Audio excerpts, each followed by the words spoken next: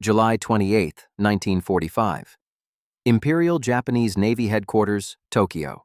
Captain Tamichi Hara, one of Japan's most experienced naval intelligence officers, stood before a map of the Pacific covered in small ship markers.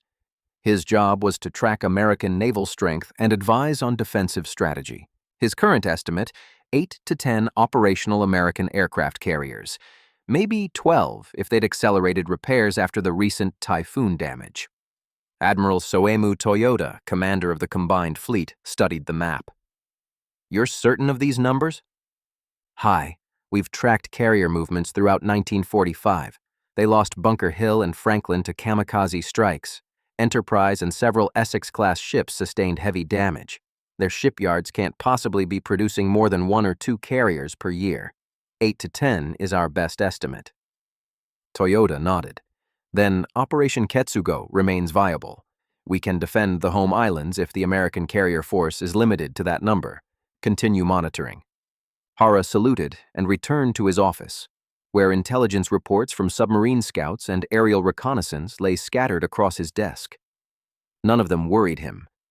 8 American carriers was a manageable threat. He had no idea that at that exact moment, 27 American fleet and light carriers were either operating off Okinawa or en route to Japanese waters. He didn't know that 115 escort carriers were providing air support, anti-submarine warfare, and logistics throughout the Pacific. And he definitely didn't know that America's shipyards had 14 more Essex-class carriers under construction, scheduled for completion before the end of 1945. The numbers he was using weren't just wrong. They were so catastrophically wrong that they represented a fundamental misunderstanding of American industrial capacity.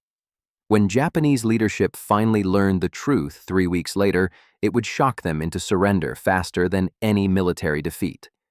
The story of how Japan lost track of American carrier production begins in 1943. After the devastating losses at Midway in 1942, 4 fleet carriers sunk in one day, Japanese naval intelligence became obsessed with tracking American carrier construction. They knew that whoever controlled more carriers would ultimately win the Pacific War. Their estimates in 1943 were reasonably accurate.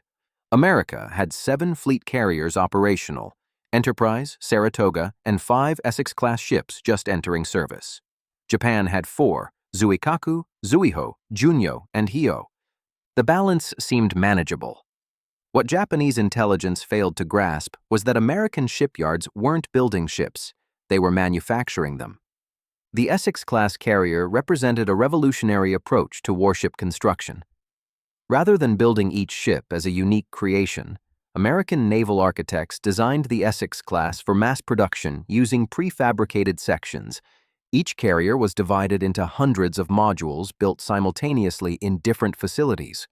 Hull sections, island superstructures, hangar deck components, all manufactured in parallel, then assembled like an enormous jigsaw puzzle.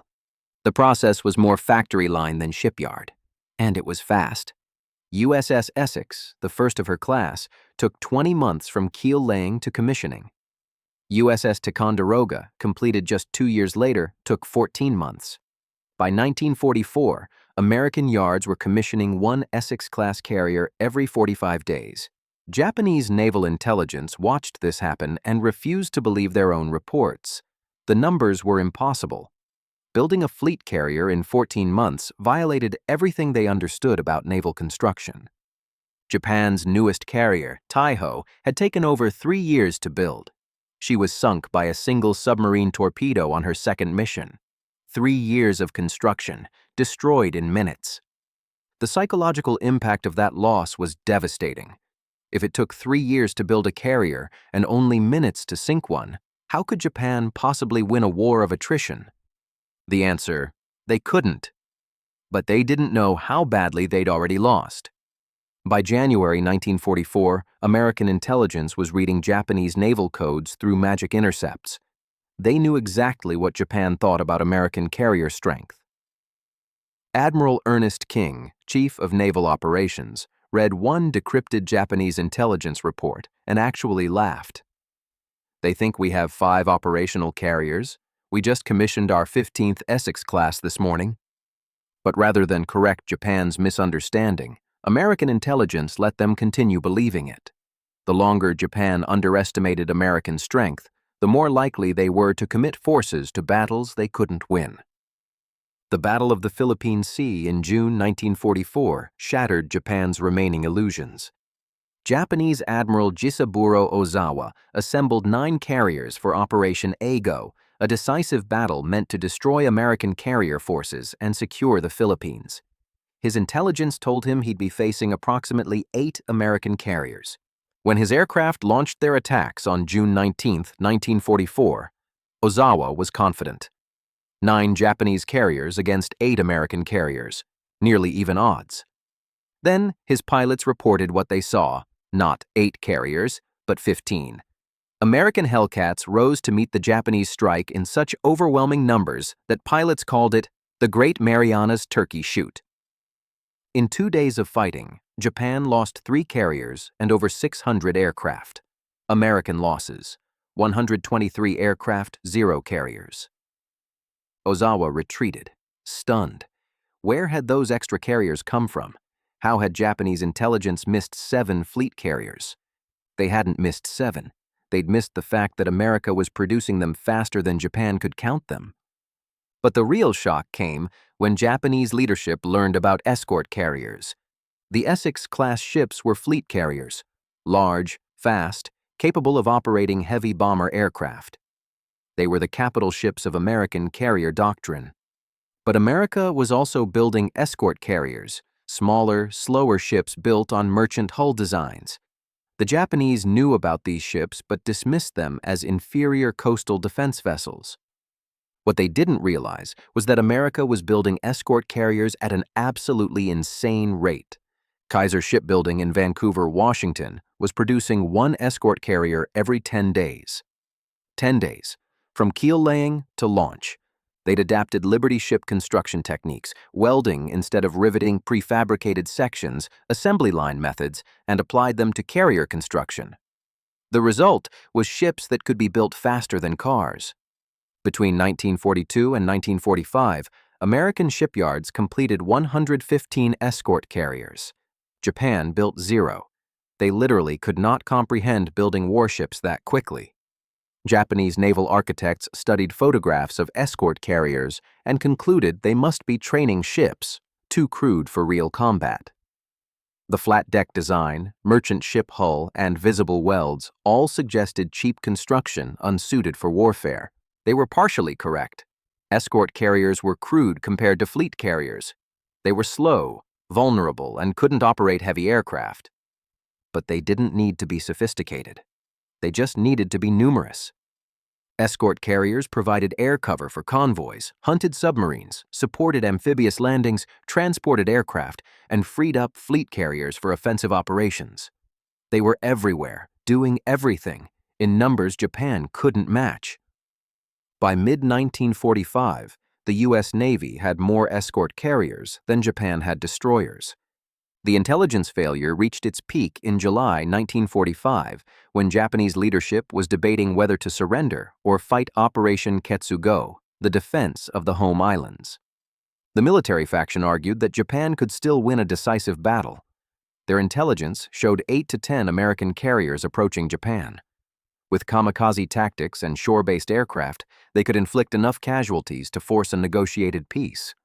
The calculation was based entirely on that carrier count. Then, on August 1st, something changed. An American B-29 conducting reconnaissance over the waters east of Japan carried new radar equipment, the AN/APS-20 search radar, capable of detecting ships at ranges exceeding 100 miles. The radar operator, Technical Sergeant Robert Mitchell, was running calibration checks when his screen filled with returns. Dozens of them. So many he assumed the radar was malfunctioning. "Sir, I'm getting interference." Screens covered in false returns. The navigator checked the radar. "That's not interference, Mitchell. Those are ships. There's too many. Counts showing 30+ carriers, sir. That can't be right." "Keep counting." Mitchell counted and counted. The final tally, 27 fleet and light carriers plus 63 escort carriers visible on radar. Over 90 carriers in a single formation. The reconnaissance photo intelligence from that mission was delivered to Japanese intelligence through neutral channels. America wanted Japan to see what they were facing. Captain Hara received the photographs on August 4th. He spent 2 hours counting ships in the images, checking and rechecking, refusing to believe what he was seeing. 27 fleet carriers, visible in a single photograph. He called in his assistant. "Count the carriers in this photo. Tell me I'm hallucinating." His assistant counted.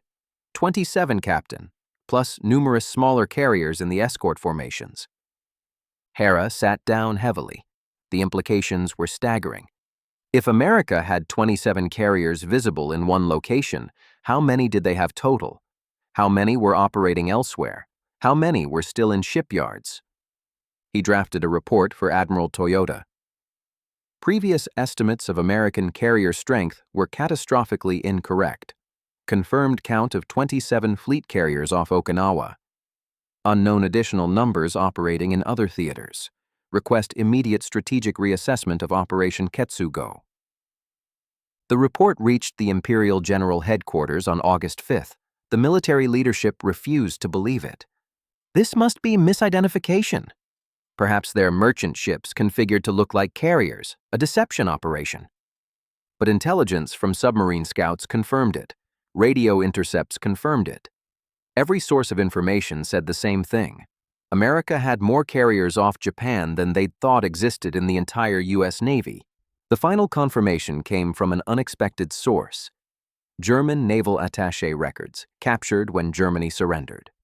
German intelligence, watching American shipyard production through spies and aerial reconnaissance throughout the war, had accurate counts of American carrier construction.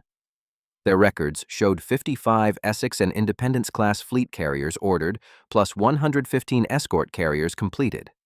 When Japanese leadership saw the German intelligence files, the last hope died. They'd been making strategic decisions based on the assumption that America had 8 to 10 carriers. The reality was 7 times that number in fleet carriers alone, plus over 100 escort carriers. The mathematical implications were terrifying. Japan had lost 21 aircraft carriers during the war, not sunk in battle, lost total. They'd started with 6 fleet carriers at Pearl Harbor, built 15 more during the war, and lost all but 1. America had started with 7 fleet carriers in 1941. By August 1945, they had 99 carriers operational, with 14 more under construction. Japan's entire carrier construction program, spanning 4 years of total war, had produced less than America built in a single year at peak production. The industrial mismatch wasn't just significant, it was apocalyptic. Admiral Toyota presented the carrier counts to the War Council on August 7th. "Gentlemen, Operation Ketsugo was predicated on inflicting unacceptable casualties on American invasion forces through massed air attacks from shore bases and remaining carriers. This strategy assumed rough parity in carrier numbers, perhaps a 2-to-1 American advantage. The actual ratio is closer to 100 to 1.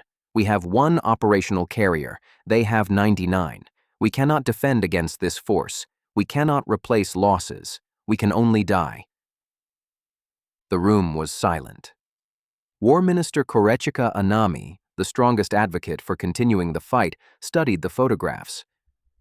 "These numbers, how did we not know? Where did all these carriers come from?"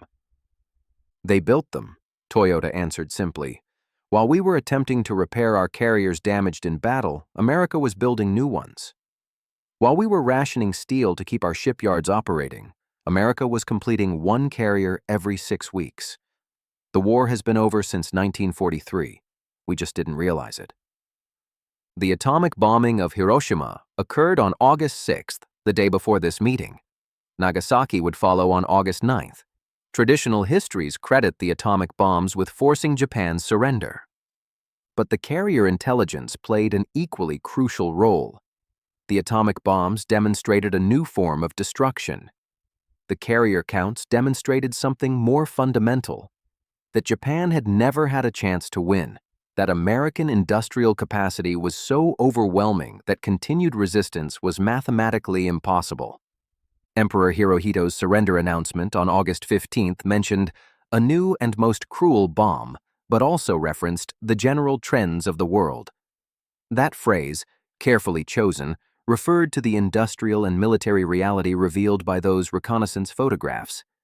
Japan wasn't surrendering because they'd lost battles. They were surrendering because they'd lost a production war so completely that victory had been impossible from the beginning. After the war, American strategic bombing surveys interviewed Japanese leadership about their decision to surrender.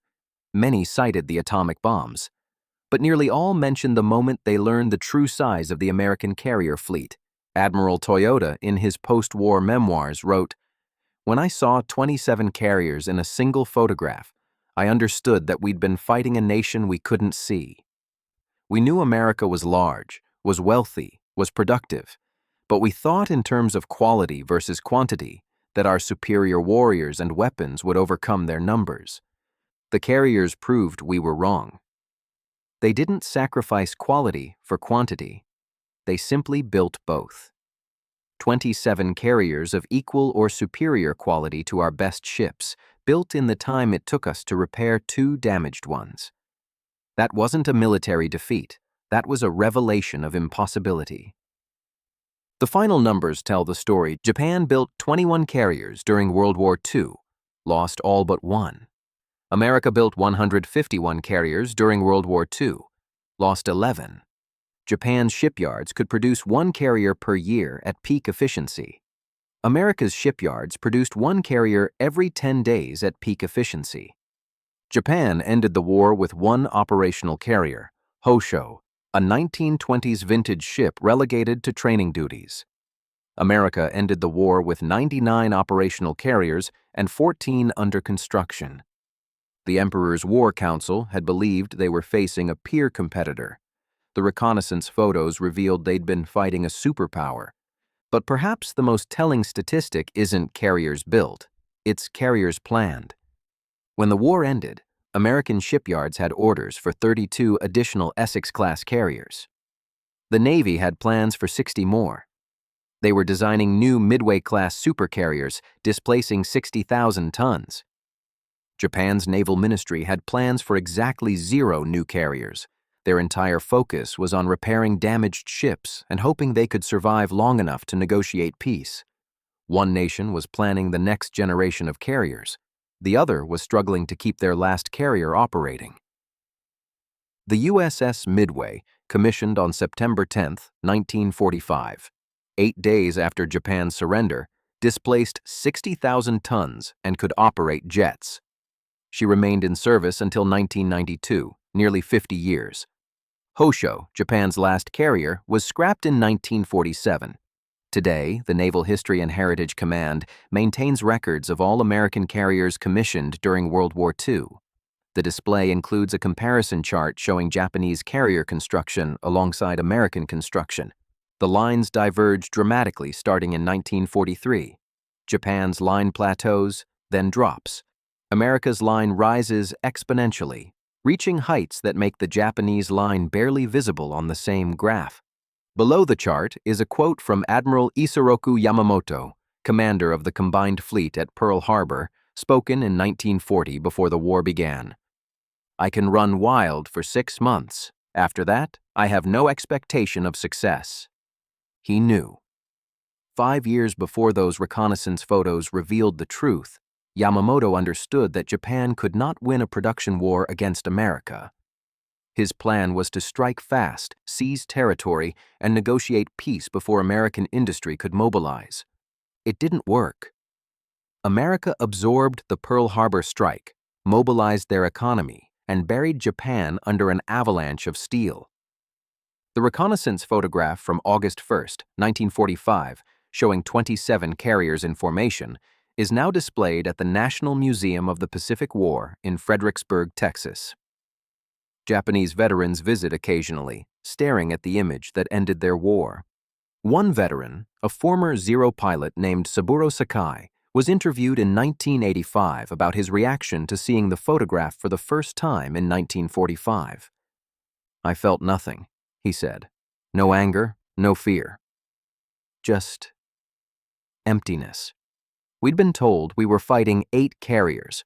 We could imagine fighting 8 carriers, maybe even winning. But 27? And knowing there were more we couldn't see? It wasn't a military force. It was a natural disaster. You don't fight tsunamis. You can only survive them or drown. Another veteran, former carrier mechanic Haruo Yoshino, who'd served aboard Shokaku until her sinking in 1944, described his reaction differently. I was angry. Not at America, at our own leadership. They'd sent us to fight a war we couldn't win and never told us the truth. We knew America was large, but we thought we had a chance if we fought hard enough. Then we saw that photograph and realized we never had a chance at all. Our commanders knew. Yamamoto knew. They sent us anyway. The anger Yoshino expressed was common among Japanese veterans who survived to learn the truth about American industrial capacity. Many felt betrayed not by their enemies, but by their own leaders who'd committed them to an unwinnable war. But some historians argue that Japanese leadership genuinely didn't understand what they were facing until too late. The sheer scale of American production was unprecedented in human history. No nation had ever mobilized industrial capacity so completely, so quickly, or so effectively. Consider, in 1939, America had 0 carriers under construction. In 1945, they had 151 carriers operational or under construction. That's a 6-year transformation from negligible naval production to the largest carrier fleet in history. Japan's intelligence services couldn't conceptualize that kind of industrial surge because it had never happened before. They assumed American production would follow historical patterns: steady growth, limited by resources, constrained by shipyard capacity. Instead, America invented new shipyards. Kaiser's Vancouver facility didn't exist in 1940. By 1943, it was producing a carrier every 10 days. The Philadelphia Navy Yard expanded from 10,000 workers in 1940 to 47,000 in 1943. Newport News Shipbuilding built 7 Essex-class carriers simultaneously. The Japanese watched reports of this expansion and dismissed them as propaganda. Surely no nation could actually build that fast. The numbers were exaggerated to intimidate Japan into surrender. Except they weren't exaggerated. If anything, American industry exceeded even their own projections. The Navy's 1943 construction plan called for 30 Essex-class carriers by 1946. They built 32 by mid-1945. When Japan realized the numbers were real, it was far too late to do anything but surrender. The psychological impact of the carrier count revelation extended beyond military leadership to the Japanese public. When Emperor Hirohito announced surrender, he referenced, "The war situation has developed not necessarily to Japan's advantage." That careful phrasing, "not necessarily to Japan's advantage," became darkly humorous to Japanese citizens when they learned the actual carrier numbers. 100 to 1 wasn't not necessarily advantageous. It was apocalyptic. Post-war polls of Japanese civilians showed that learning the true scale of American military production was more shocking than the atomic bombs for many. The bombs were terrifying, but they were single strikes. The carriers represented sustained, overwhelming, inescapable industrial superiority. The atomic bomb could have been stopped if we'd shot down the bomber, one survey respondent noted. But how do you stop 99 carriers? You can't. They're already there, and if you sink one, there are 98 left and more being built. That sense of mathematical inevitability broke something in Japan's will to resist. The atomic bombs demonstrated power. The carrier numbers demonstrated impossibility. American planners recognized this. Strategic bombing surveys after the war concluded that Japan would have surrendered by November 1945 even without the atomic bombs, due to the naval blockade enabled by overwhelming carrier superiority. Every major Japanese port was under constant carrier aircraft surveillance by August 1945. Convoys couldn't move. Fishing fleets couldn't operate. The home islands were being systematically isolated and starved by a carrier force so large it could maintain operations indefinitely without rest. Admiral Halsey's Third Fleet, operating off Japan in August 1945, included 17 carriers and could keep aircraft over Japanese targets 24 hours per day through rotating launches. No defensive force could sustain operations against that level of pressure. Japan's plan for Operation Ketsugo assumed they'd face periodic carrier raids that would exhaust American forces over time, allowing Japan to rebuild between attacks. The actual carrier numbers meant there would be no breaks, no recovery time, no opportunity to regroup. It was strategic suffocation by industrial excess. The post-war Japanese economic miracle, rebuilding into an economic superpower by the 1970s, was partly driven by the lessons learned from the carrier count revelation. Japanese business leaders who'd witnessed the war understood that future competition would be won through manufacturing efficiency and scale production. Companies like Toyota, Sony, and Honda built their empires on the principle that America had demonstrated in World War II. Quality and quantity aren't opposites, they're complementary. Build excellent products, then build millions of them. The American Carrier Construction Program became a case study in Japanese business schools. How did they build so fast while maintaining quality? Prefabrication, parallel construction, assembly line methods, vertical integration of supply chains. Japanese auto manufacturing in the 1970s to 80s applied those exact principles, eventually surpassing American production efficiency, a reversal that some historians call Japan's revenge for 1945. But in 1945, there was no revenge, only surrender. The photograph of 27 carriers in formation off Okinawa remains one of the most significant reconnaissance images in military history. It captured the exact moment when intelligence failure transformed into strategic impossibility. Japanese naval intelligence had failed not because they were incompetent, but because they'd been asked to track something that had never existed before. Industrial warfare at a scale that defied historical precedent. Captain Hara, the intelligence officer who'd estimated 8 carriers, survived the war. In a 1962 interview, he was asked if he felt responsible for the intelligence failure that prolonged the war.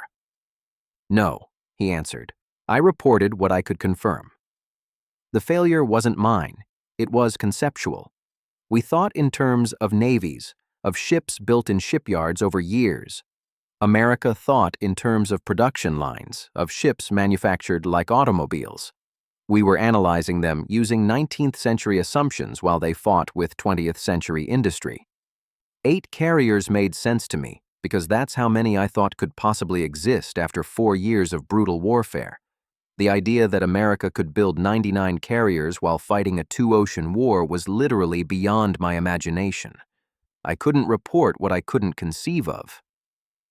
That cognitive limitation, the inability to imagine industrial capacity at that scale, wasn't unique to Japan.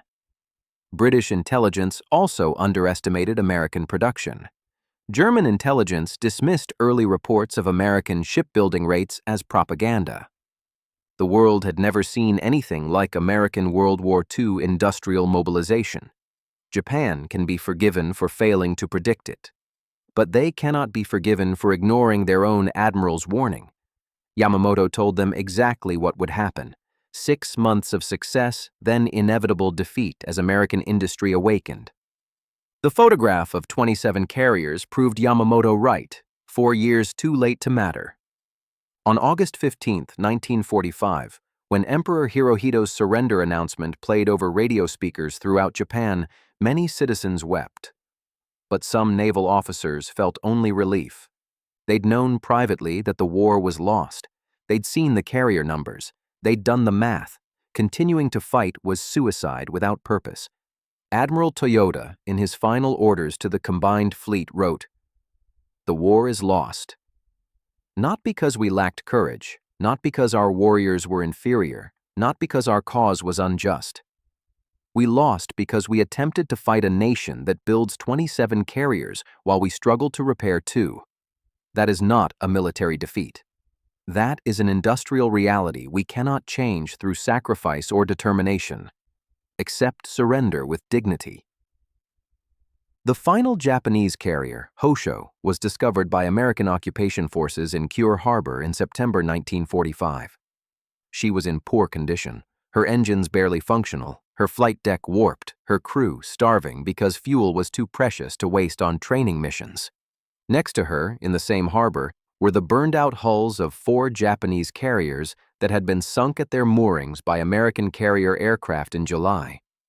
Japan had spent the war's final months unable even to protect their carriers in home waters. The symbolism was complete. Japan's last carrier, dying at dock, surrounded by the wrecks of carriers they couldn't protect, defeated by an American carrier force they couldn't see coming until it was far too late.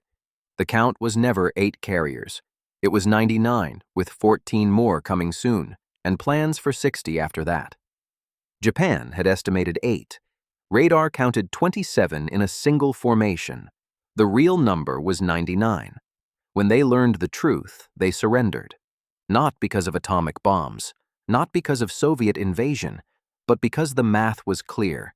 You cannot win a war against a nation that builds carriers faster than you can count them.